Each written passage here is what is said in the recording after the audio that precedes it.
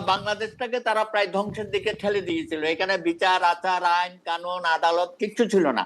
এবং এমনকি সেই সময়ে যিনি অ্যাটর্নি জেনারেল ছিলেন যে আমাদের আসাদুজ্জামান, সেও অনেক সময় কোর্টে গিয়ে নানা রকম ভয়ভীতি প্রদর্শন করেছে জজ সাহেবদের, উচ্চ আদালতের জজ সাহেবদের এই বেল না দেওয়ার বিষয়ে। এবং একইভাবে নিম্ন আদালতও আইন মন্ত্রণালয় থেকে নানান ভাবে তাদেরকে কন্ট্রোল করা হয়েছে। আবার কোন কোন ক্ষেত্রে অন্যায় অবৈধভাবে অনেকের বেল হয়ে গেছে, সেগুলো আপনারা জানেন।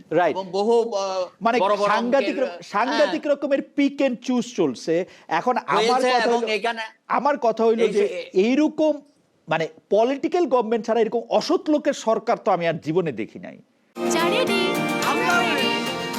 চা মানে লাইফটা ভরপুর, চা মানে ইস্পাহানি মির্জাপুর।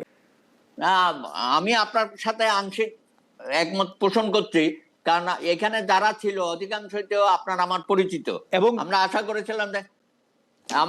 করেছিলাম যে তারা অন্তত যে কয় মাস থাকে একটু ভালোভাবে আইনের শাসন সুশাসন এগুলো তারা প্র্যাকটিসের মধ্যে রাখবে।